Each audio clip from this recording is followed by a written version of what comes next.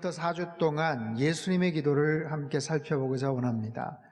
예수님의 인생은 정말 기도하는 인생이셨지만 특별히 요한복음 17장에 보면 대제사장적 기도라고 해서 예수님의 간절한 그런 기도의 내용들이 소개가 됩니다.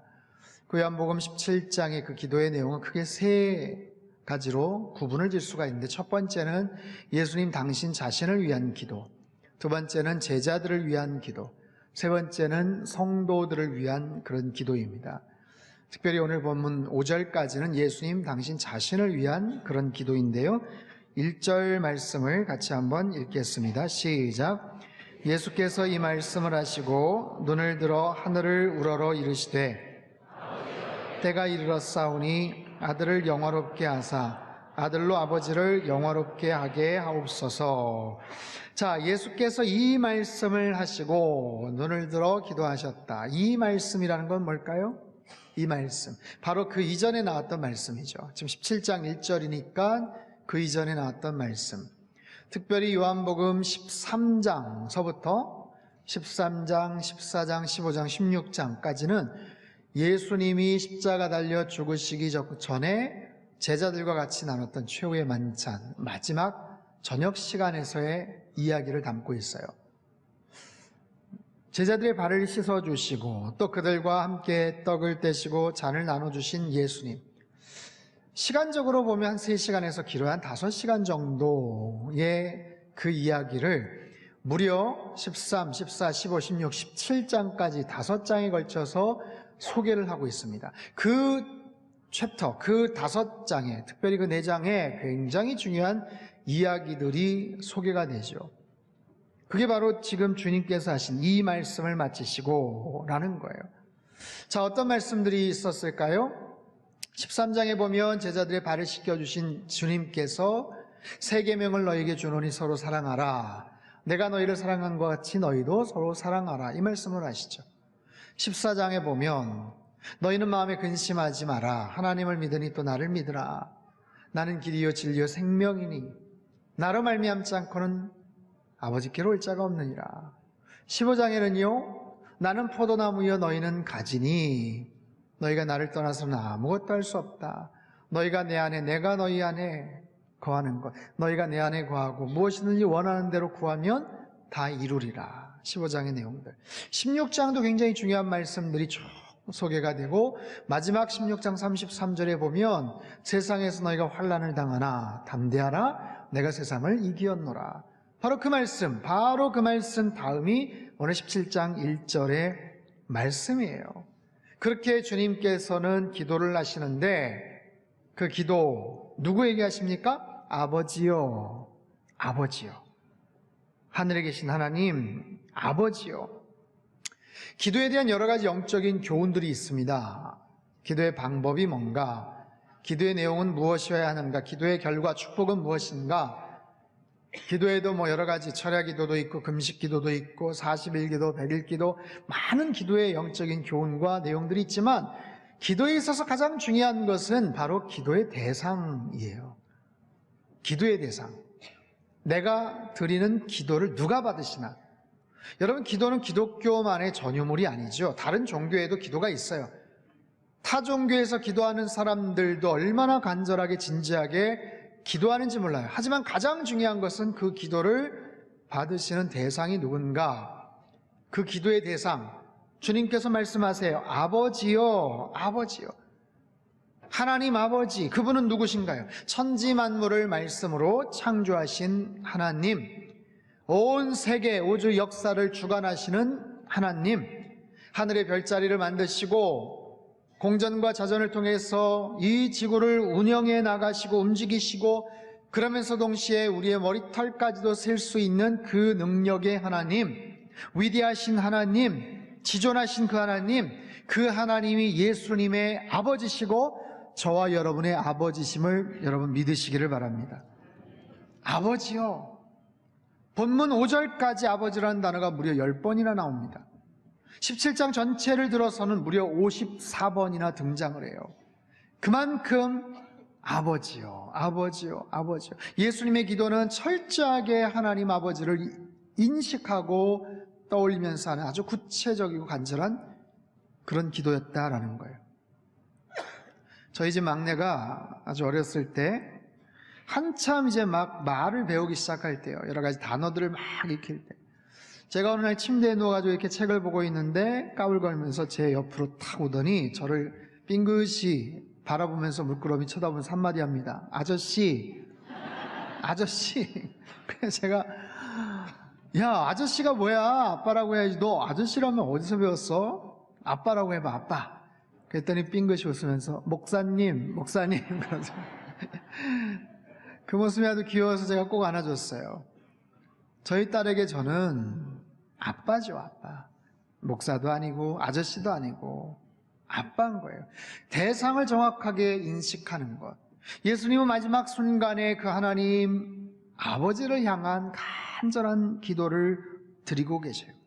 눈을 들어 하늘을 우러러 이르시되 아버지여 때가 이르렀사오니. 어떤 때가 이르렀다는 걸까요? 어떤 때가 되었다는 거예요? 바로 십자가를 지셔야 될 때가 되었다. 십자가는 곧 죽음을 의미하죠. 예수님의 기도는 어떤 기도인가? 죽음을 앞두고 하신 기도입니다. 죽음을 앞두고 하신 그 절박한 상황 속에서 간절하게 드리신 바로 그 기도의 내용은 뭐예요? 아들을 영화롭게 하사 아들로 아버지를 영화롭게 하게 하옵소서. 아들이 아버지께 영광을 돌릴 수 있도록 아들을 영화롭게 하소서. 이것이 예수님의 간절한 기도요, 간절한 소망이셨어요. 예수님께서 아버지 하나님을 영화롭게 한다는 것, 무엇을 통해서? 바로 십자가를 통해서, 십자가 사건을 통해서. 이제 십자가를 짊어지셔야 되는데 때가 익었어요. 6월절도 되었고 상황도 꽉 찼습니다. 이제는 십자가를 짊어지셔야 되지만 예수님도 인간이신지라 마음속에 갈등이 있어요. 두려움이 있어요. 겟세마네 동산에 가셔서 땀방울이 피처럼 보일 정도로 간절하게 기도하실 때에도 아버지여 하실만 하거든 이 잔을 제게서 멀리해 주십시오.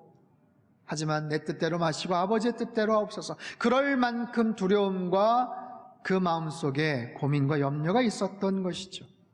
여러분, 예수님의 꿈은 두 가지였습니다. 십자가를 지시는 것과 교회를 세우는 것. 십자가를 지시기 위해서 이 땅에 오셨죠. 그것을 통해서 하나님께 영광을 돌리신다라고 말씀하세요. 왜 십자가가 하나님께 영광을 돌리는 것인가? 왜냐하면 십자가가 하나님이 가장 원하시는 계획이고 뜻이기 때문에. 그 십자가 사건을 통해서 인류를 구원하실 가장 위대한 프로젝트이기 때문에, 십자가를 통해서만이 모든 세상의 사람들의 생명을 구원하실 수 있기 때문에, 그래서 그 십자가 사건은 하나님이 가장 원하시는 마지막 가장 결정적인 그런 상황, 그래서 그것을 이룸으로 말미암아 하나님의 기쁨이 되고 하나님께 영광을 올려드리는 것. 그것을 오늘 본문 2절에서는 이렇게 표현을 합니다. 같이 읽죠. 시작. 아버지께서 아들에게 주신 모든 사람에게 영생을 주게 하시려고 만민을 다스리는 권세를 아들에게 주셨음이로소이다. 자, 하나님은 모든 사람에게 영생을 주게 하시려고, 하나님은 모든 사람을 살리시기 위한 그런 뜻, 하나님은 살리시는 하나님이신 줄 믿습니다. 하나님 모든 사람에게 영생을 주기를 원하시는 하나님이신 거예요. 그 하나님, 좋으신 하나님, 능력이 많으신 그 하나님, 모든 세상의 사람들이 구원받기를 원하시는 그 하나님. 여러분, 복음의 가장 핵심적인 메시지가 담겨있는 요한복음 3장 16절 말씀, 얼마나 위대한 복음의 메시지입니까? 그러나 그 바로 다음 구절 3장 17절 말씀도 대단히 중요해요. 같이 한번 읽겠습니다. 시작. 하나님이 그 아들을 세상에 보내신 것은 세상을 심판하려 하심이 아니요 그로 말미암아 세상이 구원을 받게 하려 하심이라. 아멘. 그 아들 예수 그리스도께서 이 땅에 오신 것은 심판을 하기 위해서, 사람들을 혼내기 위해서, 그게 아니라 사람들을 살리시기 위해서, 인류를 구원케 하시기 위해서 이 땅에 오셨고 하나님은 보내셨다라는 거예요. 디모데전서 2장 4절 말씀도 같이 읽지요. 시작. 하나님은 구원을 받으며 진리를 아는 데에 이르기를 원하시느니라. 하나님은 모든 사람이 구원받기를 원하시는 거예요. 진리를 아는 데에 이르기를 원하시는 거예요. 구원을 받는 것, 영생을 얻는 것, 하나님이 원하시는 것, 영생을 얻기를 원하는 것, 이 땅 가운데 살아가는 모든 사람들이 생명 가운데 나아가기를 원하는 것, 영생을 얻는 것을 하나님은 원하신다. 자, 예수님께서 말씀하시는 영생, 모든 사람에게 영생을 주게 하시고자 하는 하나님의 그 의도, 그 계획, 여기서의 영생이라는 것은 시간의 개념이 아니에요. 3절 말씀을 같이 한번 읽겠습니다. 시작. 영생은 곧 유일하신 참 하나님과 예수 그리스도를 아는 것이니이다. 자, 여기서 안다라는 단어, 기노스코라는 이 헬라어는 뭐냐면 책을 통해서 안다, 자료를 통해서 내가 안다, 친구에게 뭔가 얘기를 들어서 안다, 그게 아니라 내가 직접 체험적으로 뭔가를 아는 것, 그것을 의미합니다. 여러분, 올여름 얼마나 더웠습니까? 정말 징글징글하게 덥지 않았어요? 그 더운 여름, 그것을 오롯이 한국에서 머물면서 2달, 7월, 8월 동안 그렇게 있으면서 엄청 더웠다라는 것을 아는 사람과, 아니면 외국에서 있는 친척이나 이런 사람들이 전화를 해서 아이고 올여름 무지하게 더웠다며 내 뉴스를 통해서 알았는데 굉장히 더웠다고 하는데, 여러분 그것과는 완전히 다르죠. 연애를 할 때 남녀가 서로 아는 것과 정작 결혼해서 20년, 30년 살면서 경험해서 아는 것과는 완전히 천양지차죠. 그런 거예요. 이 아는 것, 영생은 유일하신 참 하나님과 그가 보내신 자 예수 그리스도를 아는 것, 이 아는 것의 비슷한 표현은요, 믿는 것이에요. 알므로 인해서 믿어집니다. 내가 그 하나님을 더 깊이 알다 보니까 신뢰가 가는 거예요. 알다 보니까 믿게 되는 거예요. 하나님의 성품을, 하나님의 계획을, 하나님의 의도를, 하나님의 능력을 내가 알다 보니까 신뢰가 가고 믿음이 가고 그 하나님을 사랑하게 되고, 그러면서 교제가 싹트게 되고 하나님과 더 친밀해지고 결과적으로는 그 하나님으로부터 더 궁극적인 아름다운 은혜를 공급받게 되고, 이것이 바로 영생이다. 영생. 여러분, 영생을 시간적인 개념으로 얘기하지 않아요. 여기서의 영생은 어떻게 보면 하나님을 알아가고 사랑하고 교제하고 또 신뢰하는 그런 관계, 이것은 바로 영생의 어떻게 보면 출발이에요. 천국에서 경험하게 될 온전한 영생의 첫 출발, 천국에서 경험하게 될 그 영생의 어떻게 보면 훈련, 맛보기, 아니면 이 땅에서 연습하는 것. 왜냐하면 저 천국에 가면 늘 하나님을 가까이서 보고 사랑하고 하나님을 찬양하는 것, 그것의 가장 첫 번째 출발이 이 땅에서 그 주님을 아는 것, 그렇게 해서 그 주님을 알아가고 동행해 나가는 것이라고 지금 말씀을 하세요. 여러분, 정리를 해볼까요? 예수님께서 마지막 때가 되셔서 하나님 아버지께 간절하게 기도하고 계세요. 영화롭게 해주십시오. 왜요? 십자가를 잘 짊어질 수 있도록, 십자가 사건을 통해서 영생을 모든 사람에게 줄 수 있도록, 하나님의 가장 큰 소망을 이루어 드릴 수 있도록, 그것을 통해서 하나님을 알아갈 수 있도록, 사랑할 수 있도록, 그래서 그 하나님과 온전한 교제가 그렇게 시작이 되고 은혜를 누리게 할 수 있도록 주님께서 이것을 위해서 지금 간절하게 기도하고 계세요.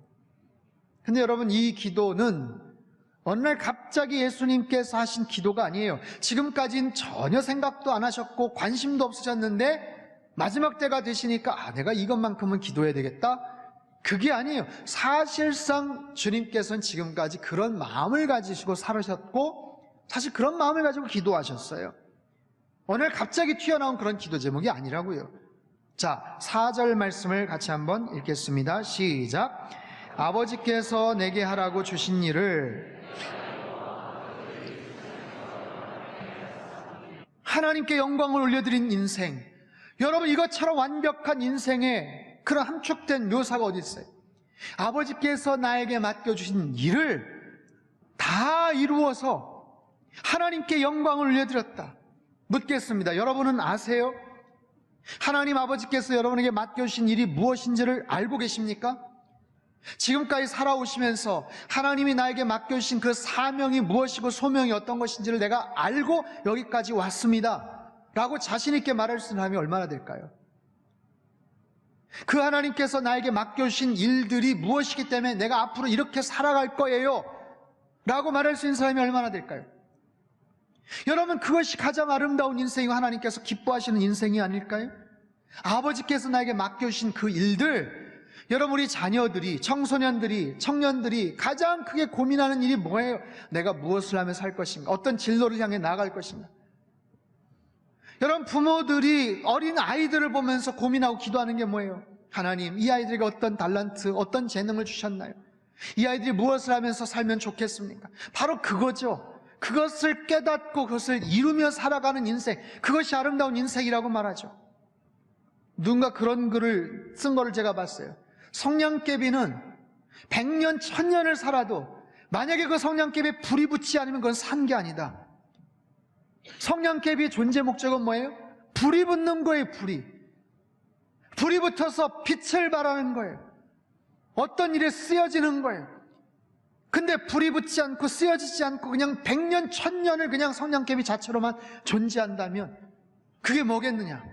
바로 우리 인생을 그런 관점에서 만약에 본다면 주님께서 그러셨던 것처럼 아버지께서 나에게 맡겨주신 그 일들, 그것을 이루며 살아가고 그것을 통해서 하나님께 영광 올려드리는 그런 인생, 여러분, 지금까지 혹시 그러지 못했고 아쉬움이 있다면 남아있는 인생이라, 남아있는 시간이라도 아버지께서 나에게 맡겨주신 일들이 무엇인지를 깨닫고 그것을 이루며 그것을 통해 하나님께 영광 올려드리는 그런 인생으로 살아가시기를 주님의 이름으로 축원합니다. 자, 우리 상담교회가 그런 교회가 되었으면 좋겠어요. 아버지께서 우리 교회에게 맡겨주신 일들, 주님의 뜻을 이 땅에 이루소서. 그것이 무엇인지를 깨닫고 하나님께 영광 올려드리는 그런 교회가 될 수 있게 되기를 바랍니다. 내 소명이 무엇인지를 아는 것, 그 소명을 다 이루는 것, 그거야말로 복된 인생이죠. 예수님이 그렇게 사셨어요. 예수님이 그렇게 죽으셨어요. 그런 모습으로 살아가시고 하나님께 영광 올려드렸어요. 아버지께 영광 올려드렸어요. 여러분, 하나님께 영광 올려드린다는 것, 대단히 구체적인 실제적인 그런 액션, 그런 행동이 필요합니다. 예수님이 아버지께 영광 올려드린다고 하시면서 하셨던 게 십자가를 지시는 거예요. 우리도 마찬가지죠. 우리도 하나님께 영광 올려드린다면 우리 자신의 것들을 내려놓고 십자가를 짊어지는 거예요. 하지만 우리가 살아가면서 신앙생활하면서 얼마나 이와 비슷한 표현들, 기도를 많이 합니까? 아버지께 영광 올려드리게 해주십시오. 하나님께 영광되는 삶이 되게 해주십시오. 하지만 하나님께 영광되는 삶을 위해서 말은 하고 기도를 하면서도 정작 내 자신의 것을 포기하지 않으면 그건 어려운 거예요. 그것을 위해서 내가 포기해야 될 것들이 어떤 것인지, 내가 참고 정말 힘을 써야 될 것들이 어떤 것인지, 여러분, 오늘과 같은 이 시대 속에 교회와 기독교도에 대한 그런 성도들에 대한 반감과 그런 따가운 시선을 갖고 있는 이 시대 속에서, 이 자본주의 시대 속에서 보이지 않는 그 하나님의 영광을 나의 삶을 통해서 드러내기 위해서는요, 얼마나 치열한 모습으로 우리가 살아가고 노력을 해야 되는지 몰라요. 근데 그런 부분에 대한 우리의 희생이나 노력은 생각하지 않고 그냥 무슨 주문이나 뭘 외우듯이 아버지께 영광 올려드립니다. 하나님께 영광 돌리게 해주세요. 하나님 영광 받으시는 일이니까 하나님 알아서 잘 하셔야 돼요. 하나님께 영광 가는 거라니까요. 그러니까 우리 아들 꼭 좋은 학교 보내주세요. 그러니까 꼭 남편 좋은데 이번에 직장 취직하게 해주세요. 무슨 거래를 하듯이 딜을 하듯이. 여러분, 내가 정말 포기하고 선택하면서 내려놓아야 될 그 십자가는 생각하지 않고 그런 모습으로 우리가 고백을 하고 기도를 하는 경우들이 얼마나 많은지 몰라요. 아버지께 영광 돌리는 것은 나하고는 동떨어진 일이다? 그거는 무슨 선교사님이나 목사님이나 이런 특별한 사람들에게만 해당되는가? 그렇지 않습니다. 자, 사도 바울을 통해서 하나님 말씀하세요. 고린도전서 10장 31절 말씀 같이 한번 읽죠. 시작. 그런즉 너희가 먹든지 마시든지 무엇을 하든지 다 하나님의 영광을 위하여 하라. 자, 먹든지 마시든지 무엇을 하든지 하나님의 영광을 위해서 할 수 있다라는 거예요. 하나님의 영광을 나타낸다는 것은 뭐 대단히 거룩하고 특별한 사람에게만 해당되는 게 아니라 그저 새털같이 흩어지는 수많은 날들 속에서도, 일상에서도 먹든지 마시든지 무엇을 하든지 그 속에서도 하나님의 영광을 추구할 수 있는 일들이 있더라라고 말씀을 하세요. 그렇게 주님께서 지금 그렇게 기도를 하시고 하나님 말씀하시는 거예요. 자, 오늘 보면 5절에서 예수님 다시 한번 이렇게 간구하세요. 5절 말씀 같이 읽죠. 시작.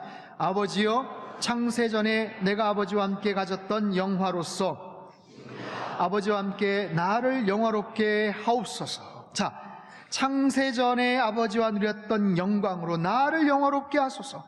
영화롭게 하소서. 오늘 설교 제목이기도 한데 영화롭게 하소서. 누구를요? 나를, 예수님을. 마치 내가 아버지를 영화롭게 했으니까 이제는 아버지도 나를 영화롭게 해주셔야 돼요? 무슨 조건? 무슨 어떤 계산? 당당한 요구? 그런 의미보다는 하나님께 영광을 올려드리면 하나님이 나의 삶을 영화롭게 해주신다라는 개념이 결과적으로 해석을 할 수 있어요. 하나님께 영광을 돌릴 때 하나님도 나의 인생을 영화롭게 하신다. 여러분, 이 원리는 대단히 중요합니다. 내가 하나님을 영화롭게 하면 하나님이 나의 인생을 영화롭게 하세요. 내가 하나님을 영광 올려드리면, 자, 우리가 누릴 수 있는, 우리가 스스로 챙겨 먹을 수 있는 영광이 있어요. 내가 스스로 구축해낼 수 있는 그 영광이 있어요. 그 내가 만드는 영광이에요. 그 영광이 크겠습니까? 하나님이 만드시는 영광이 훨씬 크겠습니까? 내가 만들어가는 영화가 더 크겠어요? 하나님이 직접 만들어주시는 영광이 훨씬 더 크겠어요? 당연히 후자죠. 우리가 하나님의 영광을 추구하다 보니, 내 영광이 아니라 하나님의 영광을 추구하다 보니 내가 정직하고 성실한 삶을 살게 되더라고요. 내가 하나님의 영광을 추구하다 보니 내 말과 행실과 태도가 변화되고 성숙해지고 경건한 삶을 살게 되더라고요. 내가 하나님의 영광을 추구하다 보니 점점 더 영향력 있는 삶을 살게 되고 사람들에게 존경과 칭찬을 받게 되더라고요. 주님께서 하셨던 그런 기도이지만 그 기도를 본받아서 우리도 동일한 모습으로 기도하는 것이 대단히 중요해요. 아버지, 우리의 남은 평생을 아버지의 영광을 돌리는 삶을 살기를 원합니다. 그렇게 살아갈 때 나의 인생도 아버지 영화롭게 하여 주시옵소서. 예수님이 하신 기도처럼 내가 스스로 나의 영광을 내가 스스로 세워나가고 추구하는 것이 아니라 하나님의 영광을 우리가 일생을 다해서 추구해 나갈 때 나에게 주신 시간과 나에게 주신 재산과 나에게 주신 직장과 나에게 주신 여러 가지 삶의 계획을 가지고 온전히 하나님께만 영광 올려드리면 아버지 하나님께서도 나의 인생을 영화롭게 만들어 주실 줄 믿습니다. 여러분, 성경에는요 수많은 사람들이 등장을 하지만 두 부류로 묶을 수 있어요. 첫 번째, 자신의 영광을 스스로 추구했던 사람들, 자신의 영광과 권력과 욕망을 스스로 추구했던 사람들, 결과는 뭡니까? 멸망당했어요. 삼손을 보십시오. 사울 왕을 보십시오. 헤롯 왕을 보십시오. 아나니와 삽비라를 보십시오. 하지만 일생을 하나님의 영광을 추구하면서 살았던 사람들, 결국엔 자신의 영광, 자신의 인생도 아름답게 살아가지 않아요? 특별히 예수님 주변에 있던 많은 제자들, 갈릴리 연안에 미천한 사람들, 귀신 들렸던 막달라 마리아, 평범한 어부들, 세리 마태, 사도 바울, 위대한 하나님의 꿈에 사로잡힌 사람들, 자신의 삶을, 시간을 온전히 하나님 앞에 드렸던 사람들, 하나님의 영광을 위해 살았던 사람들, 그런 그들의 인생을 하나님은 놀랍게도 너무나도 근사하게 만들어주시더라고요. 성경의 이야기만이 아니에요. 오늘 이 땅을 살아가는 사람들도 마찬가지입니다. 그렇게 두 부류로 나눌 수가 있어요. 자신의 영광만을 추구하며 허영과 욕심에 사로잡혀 살아가는 사람들. 여러분, 20세기 역사 속에서 수많은 사람들을 학살하고 힘들게 했던 아돌프 히틀러나 무솔리니나 스탈린 같은 독재자들, 자신의 영광을 위해서 얼마나 많은 사람들을 죽이고 얼마나 역사에 정말 큰 죄를 지었습니까? 하지만 그들의 인생의 말로를 한번 생각해 보십시오. 권총 자살을 했거나 붙잡혀가지고 총살을 당해 거꾸로 매달린 채 광장의 사람들에게 수치와 조롱과 손가락질을 당했던 정말 부끄러운 인생. 하지만 반면에 하나님의 영광을 위해 살았던 수없이 많은 이름 모를 하나님의 백성들, 하나님의 복음의 증인들, 선교사님들, 하나님께서는 그들의 인생을 가장 아름답고 귀한 모습으로 만들어 가시더라고요. 사랑하는 성도 여러분, 우리도 예수님처럼 이와 같은 기도를 하나님 앞에 드리시게 될 수 있게 되기를 바랍니다. 하나님 아버지, 아버지의 영광을 온전하게 올려드리는 삶이 되게 하여 주십시오. 나는 부족합니다. 나는 영향력도 약합니다. 의지도 박약합니다. 욕심도 많습니다. 고집도 셉니다. 하지만 말씀드립니다. 나의 평생에, 나의 남은 시간들이 얼마가 될지 모르지만 그 남은 시간들 단 1푼도 가져갈 수 없는 나의 인생, 남은 시간들, 나의 모든 것들 오직 하나님께만 영광 돌리며 살다가 가게 하여 주시옵소서. 그렇게 영광의 주님을 만나는 나의 아름다운 인생 되게 하여 주시옵소서. 가을에는 기도하게 하소서. 여러분, 참된 기도란 나의 욕망을 채우는 시간이 아니에요. 참된 기도란 아버지의 뜻을 분별하는 시간을 의미합니다. 참된 기도란 나의 목적을 위해서 일방적으로 간구하는 그런 시간이 아니에요. 참된 기도란 진실한 삶을 살기 위해서 하나님께 힘과 지혜를 구하는 그런 시간이에요. 그런 진실한 깨달음을 통해서 아버지의 영광을 위해서 내가 지금 내려놔야 될 것들이 무엇이고, 내가 헌신하고 참고 인내하고 포기해야 될 것들이 어떤 것인지를 깨닫고 그 아버지께 다짐하는 그런 시간입니다. 사랑하는 성도 여러분, 내가 하나님께 영광 돌릴 때 아버지도 나를 영화롭게 하실 줄 믿습니다. 그런 영광스러운 그런 우리의 삶을 살아갈 수 있게 되기를 주님의 이름으로 축원합니다.